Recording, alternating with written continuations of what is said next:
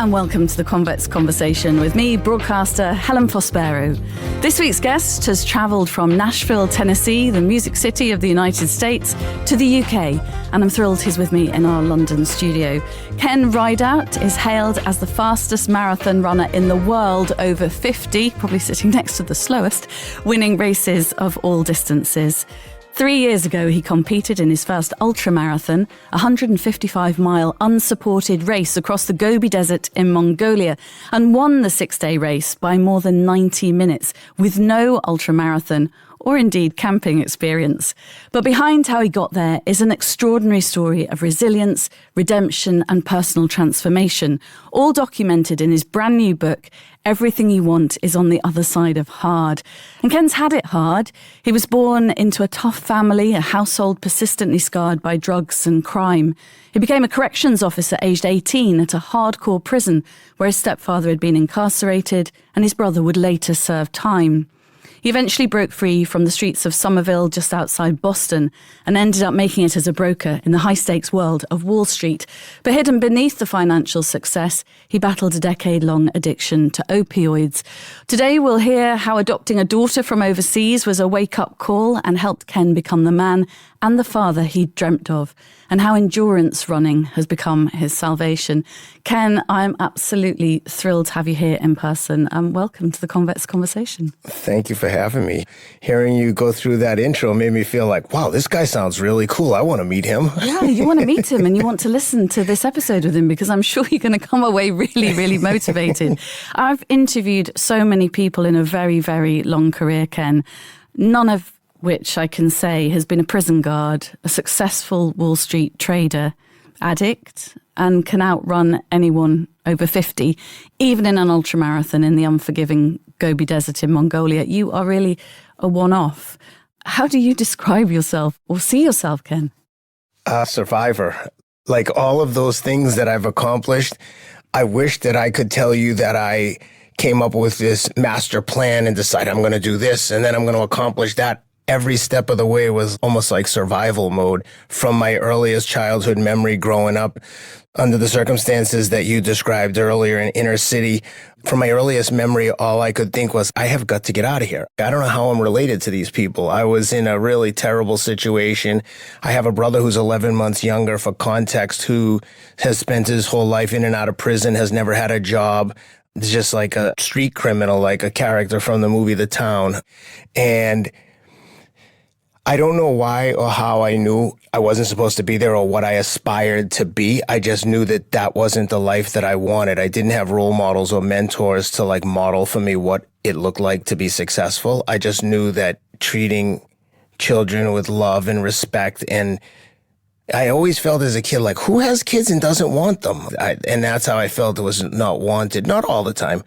But I always tell people the most traumatic thing that has ever happened to you is the most traumatic thing that's ever happened to you. So whether it was sexual abuse or bullying or physical abuse, trauma fills the void of trauma in your brain and it lives there. And if you don't deal with it, which I didn't for a long time, which led to my addiction, it eventually consumes you if you don't have the wherewithal and the understanding of how to process that trauma. And those early years were laden with trauma, and every step of the way, I was like surviving. I got the opportunity to work at the prison because the guy who coached one of the local American high school football teams when I was playing football in high school asked me if I needed a summer job. I thought I would be cutting grass at the facility, and next thing you know, I'm like walking into the prison dressed like a cop, which is what the uniform looked like. And again, I didn't think I'm going to be a corrections officer. Next thing I know, I'm standing in a prison breaking up fights. And I'm like, holy shit, I'm a corrections officer. And same thing with the addiction. I looked up one day and I'm like, I'm highly addicted to these drugs that I thought were my salvation and making me feel comfortable with the fact that I now work in finance and make millions of dollars, in which you would think, oh, money is the key to all happiness. Like if I have money, I'm good. As soon as I started making money, I still brought me with me everywhere I went. And the drugs were a way for me to escape and deal with the trauma that was, unbeknownst to me, unprocessed. And again, I want to stress, when I say I had childhood trauma. I never feel like a victim. I'm not a victim. No one victimizes me. I'm the captain of my own destiny and my own fate. I know that. But it doesn't change the fact that I'm also responsible for dealing with things that have happened to me that I haven't processed. And when I went to a trauma healing center in the last couple of years for 5 days in this intensive psychotherapy facility, I call it the mental facility, jokingly, I came to grips with a lot of the things that I didn't think necessarily were trauma because I didn't want to identify as a victim. But I was like, all right, these things happened and it wasn't nice. Because the way the therapist kind of drilled it home with me, she said, how would you feel if your own kids went through these things that you went through? And I lost it. I was like, my kids could never handle this. And she's like, why do you think that you're tougher than some other random kids? Kids are kids. They would survive it too. They'd just be scarred like you're scarred. One of the big questions I think I had reading the first part of the book, you did make me cry because it wasn't unusual. I almost made myself cry just telling you about my childhood. I'm not surprised. I mean, you weren't a stranger to beatings and some pretty cruel stuff in those days. And you felt really ashamed of having food stamps and stuff. Yeah. They were hard times. I think there was some love from your nana or your grandma, but not so much, tough perhaps. Love. Tough love. It made me feel really sad. But the question that kind of leapt out at me is really, how did you know that you were craving stability or that there was another world out there? Because you were in the thick of it as a little boy. And that's amazing that you had this vision for yourself in a way that you knew that wasn't how life really should be. Yeah. It wasn't that I had a vision of like a particular lifestyle. I guess inherently I'm like a controlling person in the sense that I like to control the things around me, meaning not like dominate and control my partner, for instance, but I want my house clutter-free. I want it clean and neat. I would say my wife's very neat, but if like there were things that she wasn't doing that I wanted, I would say, let me hire someone to do this. I don't want you to feel like you're doing things for me outside of the norm. But we've never had a housekeeper. We had a nanny when we had 4 kids. At one point, we had kids that were 5, 4, 2, and new. So we have had a nanny, but we've never had a housekeeper. We've never had any like domestic help. My wife does everything. And that is the traditional marriage and life that we wanted. Like if she was an actress before we got married, she was a model. And she went to Vanderbilt, has a teaching degree. She's a sign language interpreter. She's done a lot of things, but she wanted to be a wife and a mom more than anything her whole life. And that's what I wanted as a partner. And so it works. But to the point of what I was craving as a kid, I just wanted no chaos. I wanted neat, orderly, nice things, not fancy, just nice. Our house was always clean, but it was like everything was old. And I don't know what it was. It's the same thing like in the book, how I describe my early days in New York of being a fashion misfit. My clothes were terrible because I didn't know what I didn't know. But the second that I got to New York and looked around, I've always had like incredibly strong, high emotional intelligence. And I am very observant to the point where it drives my wife crazy because I notice everything on people. I'll say to her, look at that woman. She's got like a Birkin bag and Payless shoes. I'm like, who would dress like that? And she's like, how do you know what either of those things are? And I'm like, I don't know, but I don't know why. Because I don't buy Hermes stuff. I mean, I like it. I can appreciate it, but we're just not that flashy or fancy, but I love it. And then I would end up becoming friends with a guy called Tom Brown, who's a very famous designer. He dressed Michelle Obama for the inauguration, LeBron James, like he's an icon. And I met him when he was folding sweaters at Club Monaco, and he was dating a friend of mine who was a big exec at Polo at Ralph Lauren, Charlie Fagan. And I became friends with Tom, and he was making shirts for me out of his apartment, out of Charlie's apartment on Park Avenue. And one day I went over there to get the shirts, and like Edward Norton was there with Helma Sayek getting fitted for like the Golden Globes or something. I'm like, Tom, people are like paying attention. And now he won the CFDA Designer of the Year. He's got the Met Gala. He's like the year he won the CFDA Designer of the Year. I said, who else was up for the award? He said, Ralph Lauren and Giorgio Armani. And I was like, and you won? He designed a jewelry line with Harry Winston. He did a line called Black Fleece with Brooks Brothers. So for people that read the book and hear about my first green suit when I moved to New York and now think I'm friends with one of the biggest designers in the world, it's crazy. But Wall Street wasn't really the answer, was it? Yes, No. I'm sure financially, because financially you were very successful. You worked for companies that are household names on Wall Street and in the financial world. What happened with the opioids? Was that due to an injury? Yeah, I was introduced to them with an injury, but the minute I took those drugs, it's funny because some people have surgery and they'll get these drugs and they'll be like, oh, I can't take these things. They make me feel terrible. With me and with other addicts that are people that are into heroin and whatever, it's that kind of high. They just resonated with me. I was like, wow, I feel no anxiety. I'm so happy. I'm so euphoric.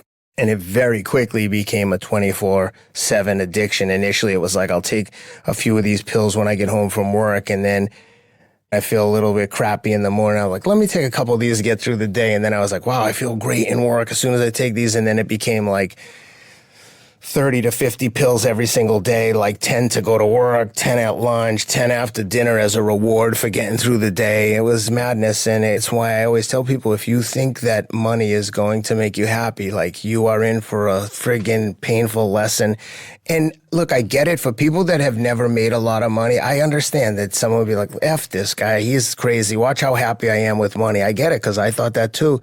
But I was poor, then I got rich. And when I started making money, all of the shit that I had been pushing down psychologically and the trauma and everything else that I had been dealing with, when I started making this money, I had like incredible imposter syndrome and a fraud complex. I was like, I'm not supposed to be here. Like, I have a sociology degree from a state school. I'm sitting next to guys from Harvard and Princeton and LSE and all these great schools.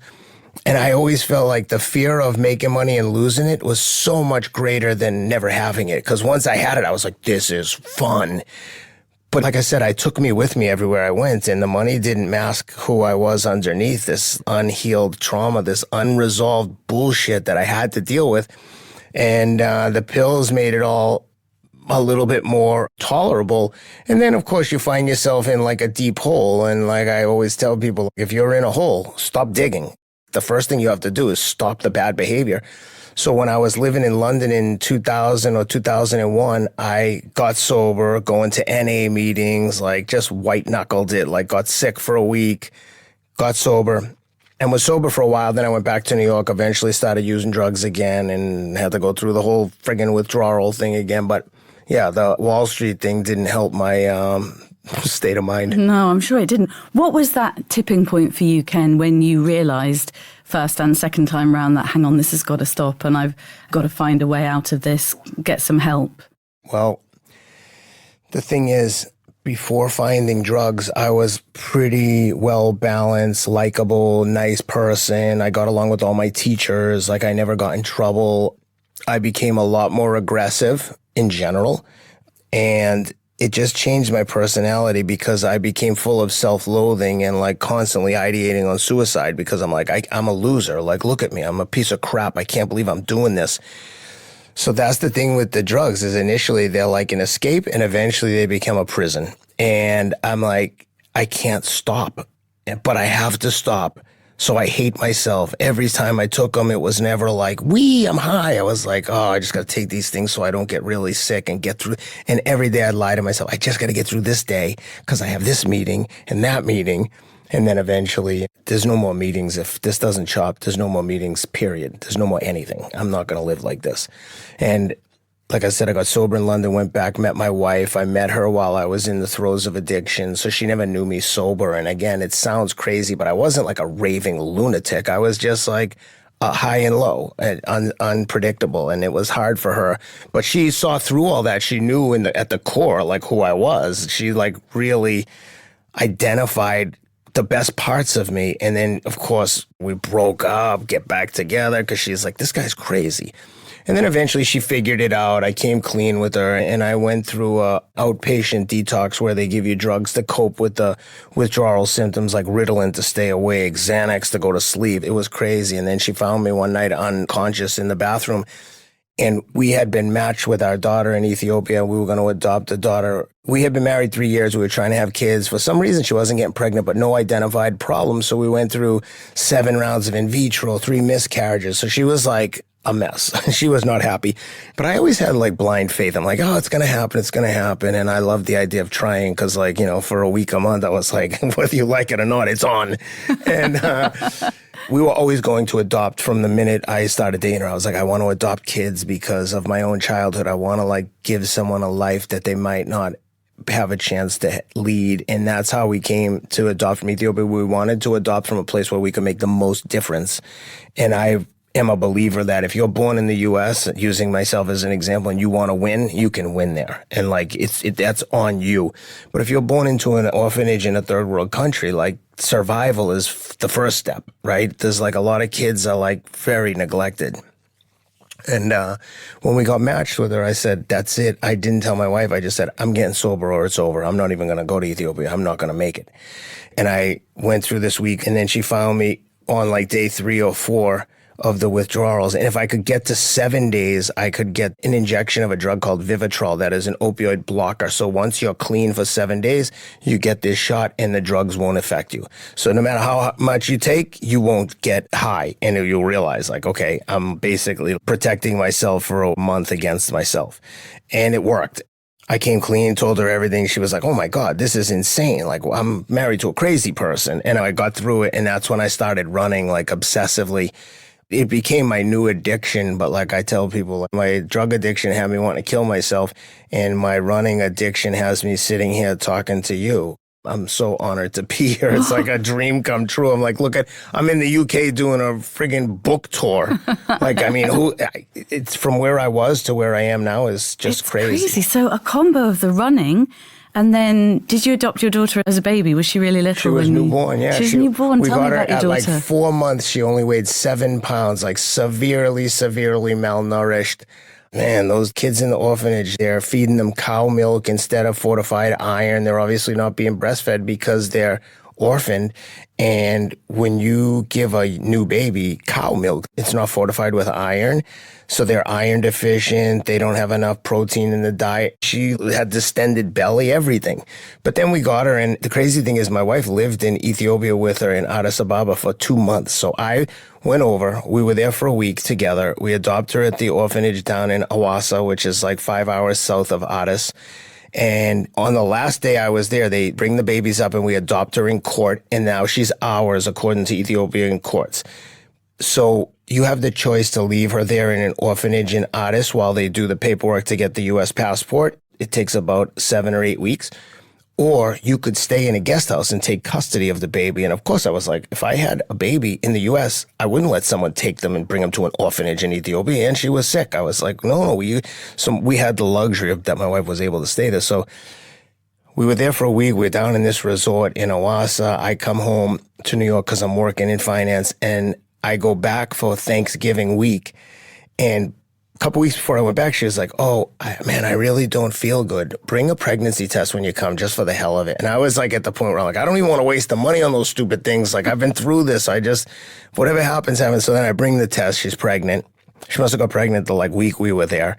And I go back home. And now my wife's living with my daughter in this guest house, which is like every night the lights go off. A big generator kicks on, which is essentially a truck engine in the front yard.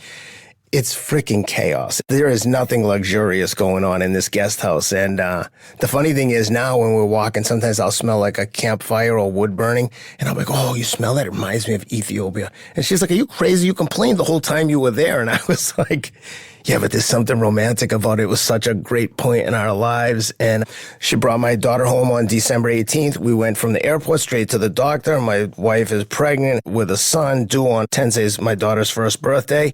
He came 3 weeks early. So all of my children's birthdays are within 5 weeks of each other. It's crazy. And she must have had a fertility window at a particular time of year. Some of the birthdays are 5 days apart.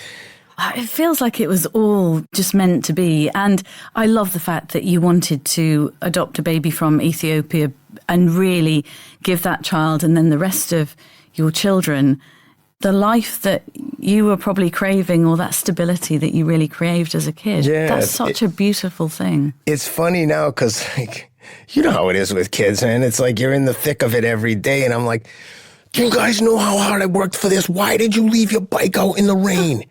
Or why did you leave this over here? Why is there a bike down the street? Someone's going to steal it. And I'm just like, I got to remember that they're kids. Or like, who left this damn milk out? And my wife That's just normal my life. wife would be like, you know he's 5, right? He left it out because he's 5. And I'm like, yeah, you're right. Yeah, but you know what? Your kids are living a very different life to you lived. Yes. And, you know, good on you for They can't even comprehend doing it, that. though. Yeah. I'm like, you know, I said, Do you talk to them at all about it? Or Always. They all read the book. Do you? Did they? Yeah. What did they say? Did they recognize their dad from childhood and then when you were the prison officer at 18 in this hardcore prison and stuff?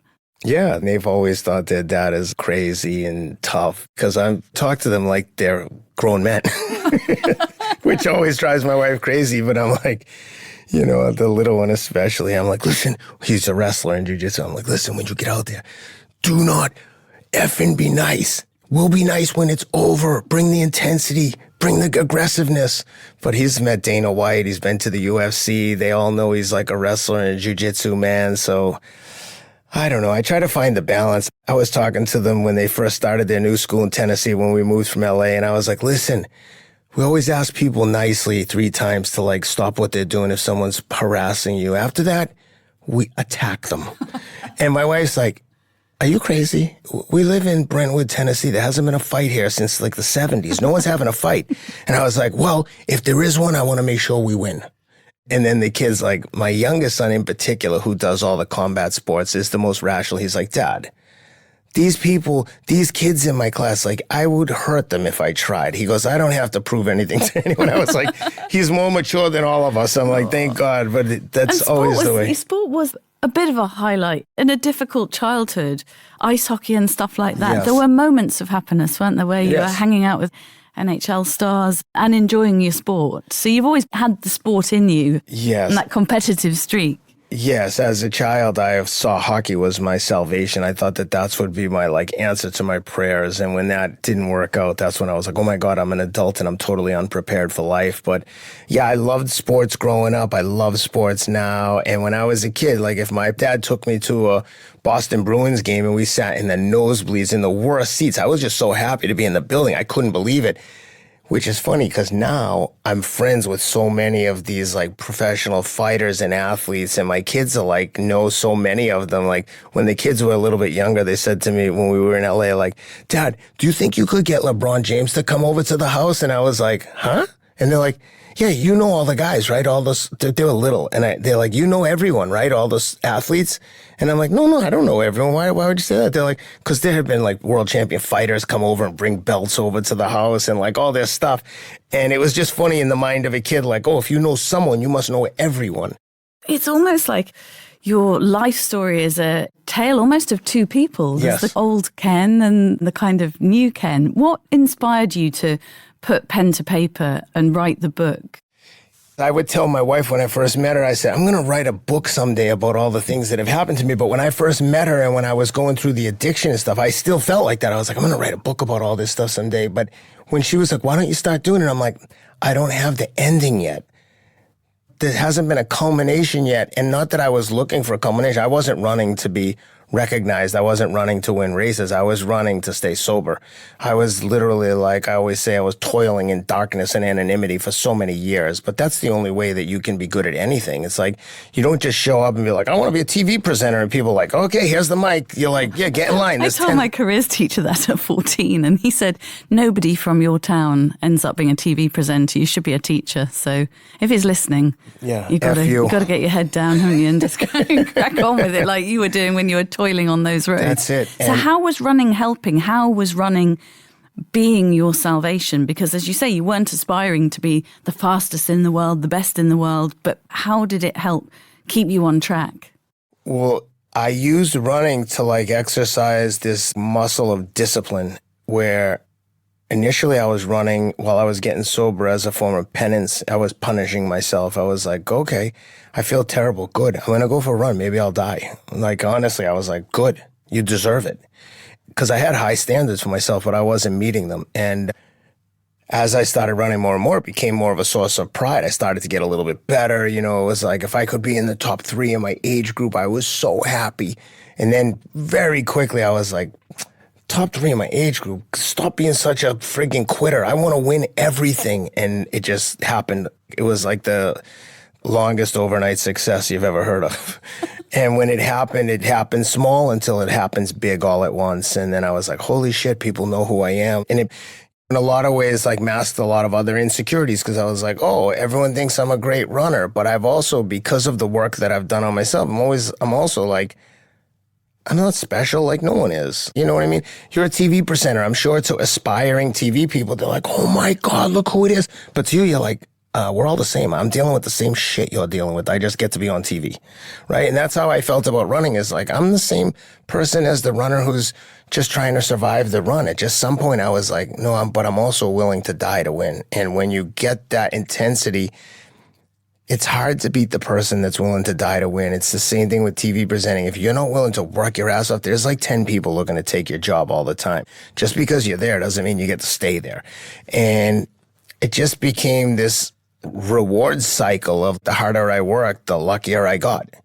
The harder you worked, the better you got. Yeah. I'm not sure luck was necessarily involved. I know. But people will tell you when you're working hard, they'll say you're crazy. When you win, they'll tell you how lucky you are. Yeah, you're lucky. You're it comes easy for you. Yeah. Oh, really? And what was the moment or the race where you started breaking records? Because I don't think that was necessarily the Gobi Desert race, which comes a little bit later. Where was the race where you won and you just thought, hang on, this is just cool. I'm just going to keep going and going with this? Yes, the Pasadena half marathon in California. It finished in a famous stadium called the Rose Bowl, where there's a famous football game there every year. It's where UCLA plays football, American football. And there was like 9,000 people. And I take off and I'm in the lead pack, which wasn't unusual, but usually like the real runners would separate. And I was running with a kid in a T-shirt, which is odd because most of the people in singlets, they're like dialed. Everyone's serious. And I was like, hey, you run for your school or something? He's like, yeah, I'm in high school. And I was like, oh, cool. What's your event? He's like, I'm the state champion in the mile. And as soon as he said it, we were like 6-7 miles into a 13-mile race, like halfway through a half marathon. And I said to him, like, well, we're not going to be sticking around to sprint the last mile. See ya. And I just took off. And I was like, I guess we're going to find out if he has any endurance. And he didn't go with me. And I opened up a gap. And the next thing you know, I'm like running into the Rose Bowl in the lead. It's on TV. It's in this, 100,000 person stadium. Obviously, there's like 6 people there watching their relatives, but still, it's finishing in this huge thing. The tape is across the line and they're holding it. And I run across and hold it up like I'm just won the Olympics. And it was like, that was the first one where I won, where I was like, oh my God, holy shit, I won this. That must have been an incredible feeling. It feels better now than Does it feel better now than? Yeah. When it happened, I was like, competition was terrible. And discipline's important, isn't it? If you want to achieve anything, your title, everything you want is on the other side of hard.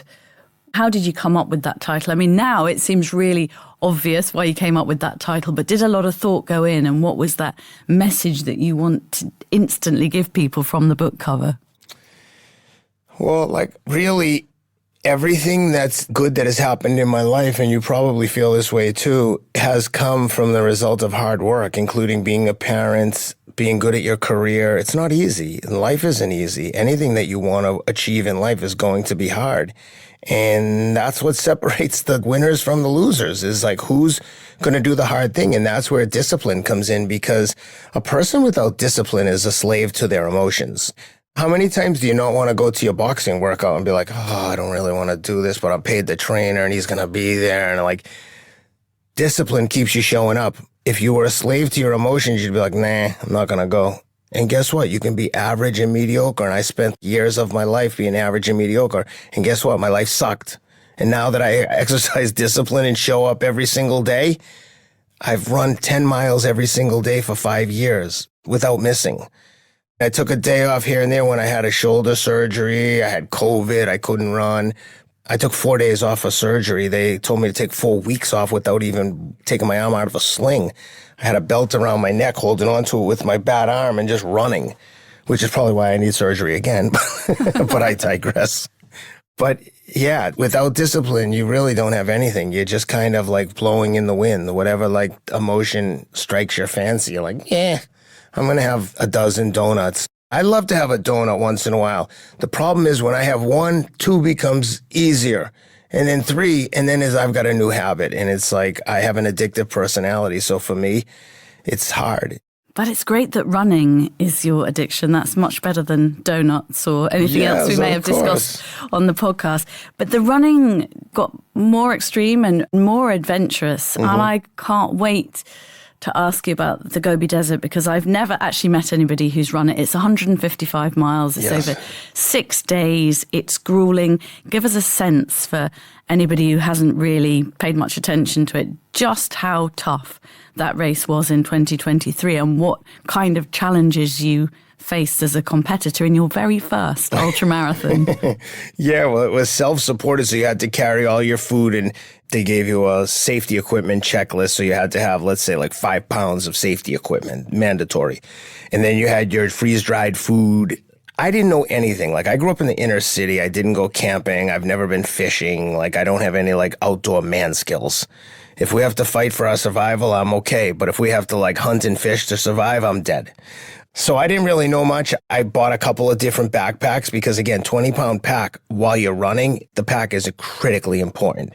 So I bought a bunch of backpacks and put water and towels inside the backpack to make it 20 pounds. And then I just started running in Nashville in June. And I only signed up for the race like 4 or 5 weeks before the race started. And I realized quickly, I'm like, holy shit, this pack is heavy. And I'm like, let's say if I normally run like a 7-minute mile at the shape that I was in would be my like default setting. The same effort level, I was running like 8:30 per mile, which I was like, wow, I am going slow. But every time I would try to push a little harder, I realized like this is going to be hard. And it's hot in June in Nashville, but I'm going to the Gobi Desert, like really hot.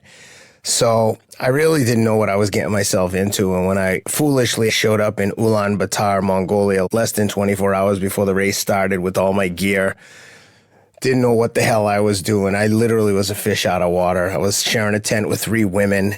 There's no showers or anything. The one nice thing about finishing at either like first or second every day was I'd get there first and set up all my stuff, rinse out all my clothes that I'm wearing, let them dry in the sun. And then I'd put on like just a pair of shorts and a t-shirt to wear around the camp that weren't drenched in sweat and caked with salt. So every morning I'd tell the girls, like, girls, I'm going to, and I didn't have a towel or anything. So I'm like, girls, I'm going to stand here and over in this corner and change, just FYI.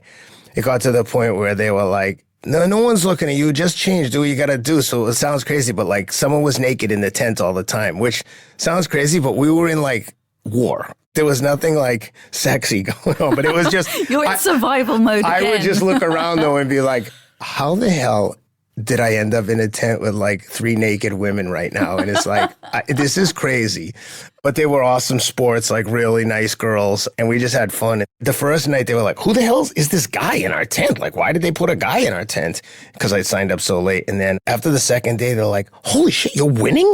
Like, they didn't know who I was. They were just like, oh my God, you're the winner. So when I finally took the overall lead in the race and had the leader's bib, they were like, oh, let's take a picture with the leader's bib. Like, it was very novel for them. It was suddenly really cool that you were staying in their tent. Yeah. But presumably the terrains, well, you're running in the desert. Yep. I have no idea what the temperature would be other than blooming hot. They're all different factors for you. And here you are, your first ultramarathon.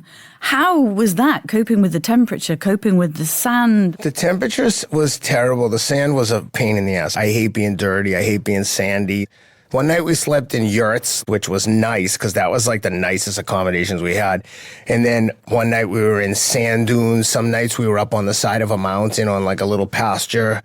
Some of the settings for the camps were gorgeous. So the organizers would set up the tents every like 20 to 50 miles, wherever the next camp was, as we like made our way through the desert. But it wasn't all like desert sand dunes. Some of it was, but some of it just looked like rolling pastures. There was one stage we went over a mountain range that literally looked like we were running in Switzerland. It was like thick pine trees, stunningly beautiful, rolling like hills and river rapids. It was visually stunning. I have a video on my phone where I'm running across a pasture. It's pouring rain. And there's like wild horses running next to us, and all you can hear is them thundering next to us and close. And I'm like filming with my thing, and we're like, I'm trying to win this race, but I'm like, I got to get a video of these horses. It was an adventure, and it was exciting and the fact that I won is just crazy. Were there any moments during that race where you thought you were going to give up or you couldn't carry on? Were there any really tough bits where you had no idea that not only were you going to complete it, but you would actually win? Yeah, the first day I got smashed. Between the jet lag and everything else, I got chopped up and finished fourth, which was shocking to me because I was thinking, in my mind, I'm like, I'm killing everyone.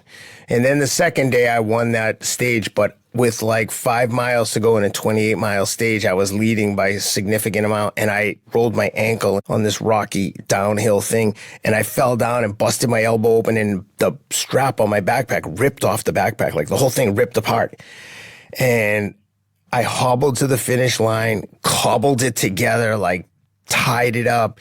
And then the third day I took off and it ripped again. And then I managed to tie it in a way that it stayed, thank God, for the whole third day.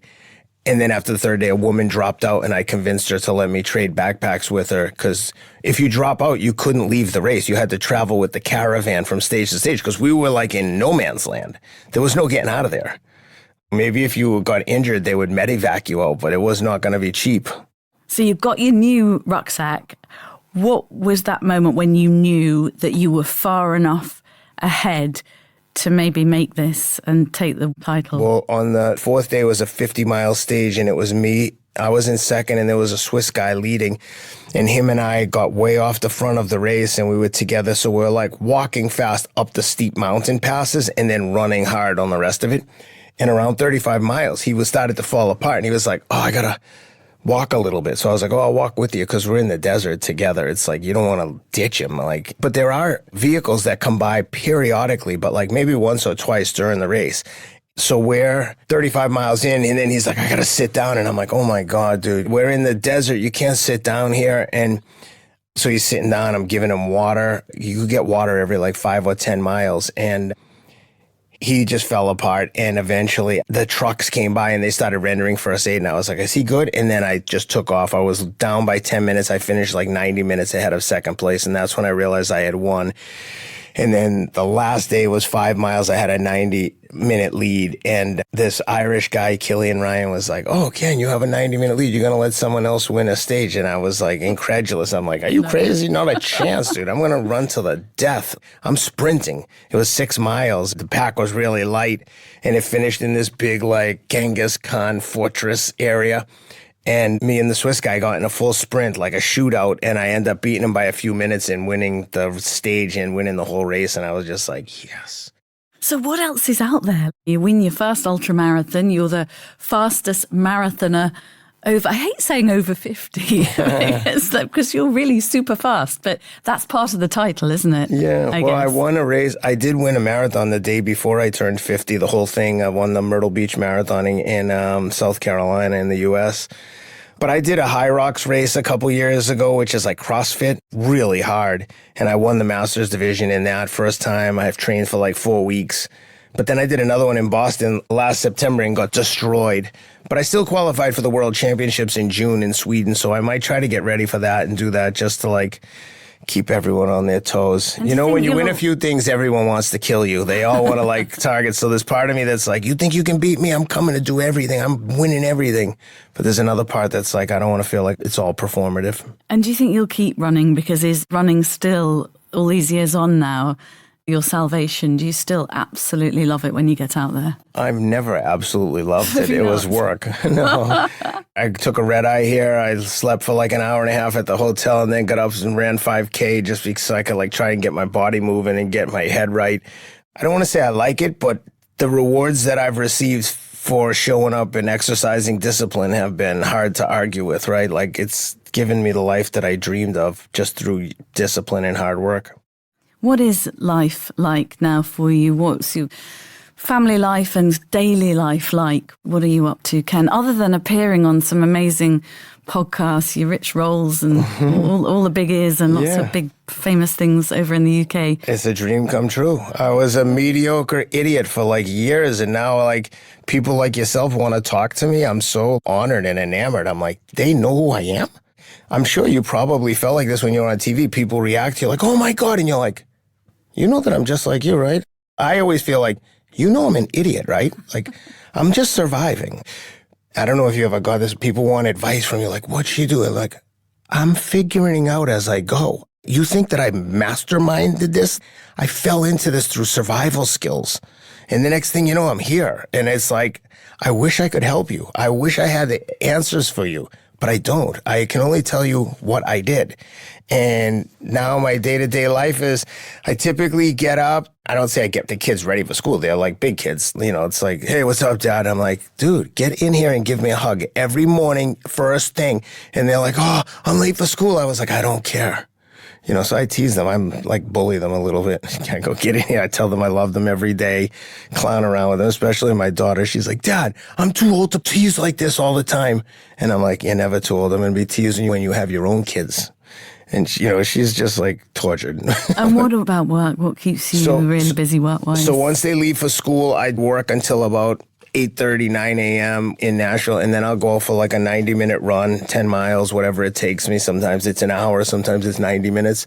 And then I continue to work. I have a management agency where I represent some of the biggest doctors, scientists, thought leaders in the world. So like I work with guys like Andrew Huberman, Darshan Shah, Amy Shah, Jeremy London, who is a cardiac surgeon, Brian Hofflinger is a brain surgeon, and I help them manage like brand partnerships. So like brands that are looking for thought leaders in the health and wellness space to be ambassadors or spokespeople or investors. And I raise money for a lot of health and wellness brands. I raise money for private equity and venture funds. So you're using all those Wall Street skills and everything else. And in fact, Andrew Huberman, Dr. Andrew Huberman, I watch every day pretty much on Instagram. He's on the front cover of your book. He says the book's extraordinary, a lesson in staying alive. And when we were chatting earlier, I asked you if he's as cool and as lovely, and he is, isn't he? I love Andrew Huberman. He's like my brother. Like I tell him I love him all the time. I knew him before anyone knew who Andrew Huberman was. His business manager and partner, Rob Moore, is one of my best friends in the world. He's like transformed my life. He introduced me to Rich Roll. If Rich Roll didn't have me on, the Wall Street Journal wouldn't have called me the fastest man in the world over 50. The book deal wouldn't have happened. Rich Roll connected me with my agent at UTA Bird Level. Like none of this would happen without Rob Moore. And he's like, I jokingly refer to him as my spiritual guru and my like spiritual leader. I'm a product of all of my relationships. Like they all have contributed some element to who I am. Andrew Huberman makes me want to like be a better person, be like more in tune and in touch with health and wellness, not just winging it. Rob Moore has like masterminded my whole like PR strategy. He's the one who was like, no, you're not ready for a book yet. Cause I was like, I'm going to write a book. He's like, I don't think it's time. And when someone tells you that, you're like, F you, dude. Like, why are you shitting on my dreams? And everything he told me from his unbiased perspective worked. He was like, no, listen, Rich is going to have you on the show. We just got to wait till the time is right. And then I won a few things, not with the goal of getting on Rich's, but when I won the Masters division at the New York City Marathon at 51, I won the 40 and over division of the New York City Marathon. That was one of the bigger things that I won because previous winners were like Olympic and world champions. Meb Keflezighi, who won Boston and New York Marathon previously when he turned 40, he was the Masters champion in New York 2 or 3 years before I won it. He ran much faster. Abdi Rahman, who was a 5-time U.S. Olympic runner and former world champion, he won it the year after Meb. They're my friends. So when I won it and they were texting me like, hey, welcome to the club, Masters champion. I'm like, I can't believe I'm mentioned in the same breath with these guys. It's crazy. Now, on the year I won it, obviously the competition wasn't very steep, but I can't control that. All I can do is beat the people who are there. And you were happy with Rich Roll's lighting. He lit you beautifully, didn't he? When Rich Roll puts his lighting on me, I was like, Rich, I almost think I look handsome. But he's got cinematic studio. What he's built for himself is, again, another guy I love. I love him. They're just beautiful people. And that's another thing that, like, being a guy is, like, until you come to terms with a lot of bullshit that guys deal with, it's very hard for guys to, like, show any emotion, and it's viewed as weakness. And I always say, like, if you think being kind and being, you know, a certain way makes someone less tough, like, try me. I'll light you up with lefts and rights. Like, don't misinterpret kindness for weakness. Like, you're making a huge mistake. You know, and like, the same thing goes with sexuality. Like, your sexuality has nothing to do with your level of toughness.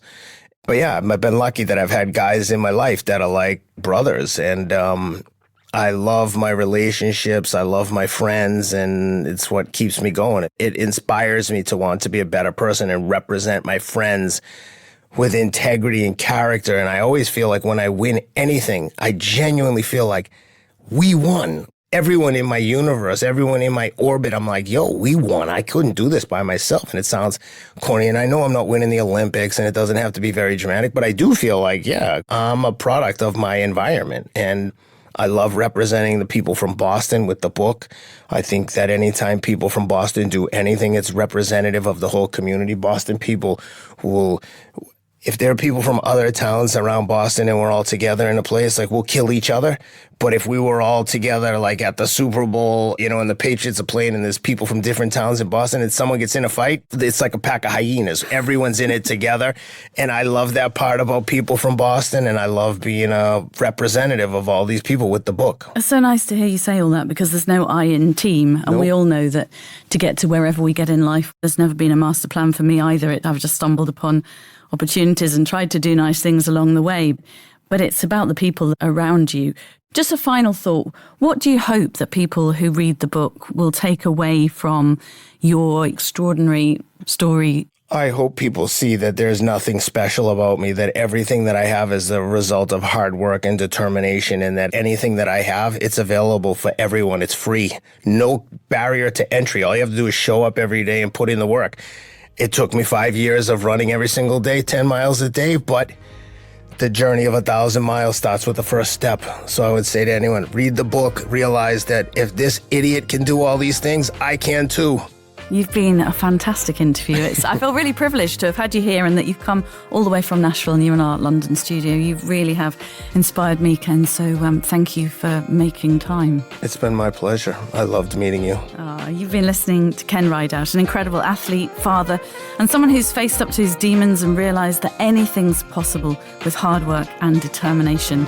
Check out his brand new book, Everything You Want Is on the Other Side of Hard. You can download and subscribe to our series at convex.podbean.com or search The Convex Conversation on Spotify, Apple, or wherever you listen to yours. I'll be back next week with the officer commanding of the Red Arrows aerobatic team. Join me then.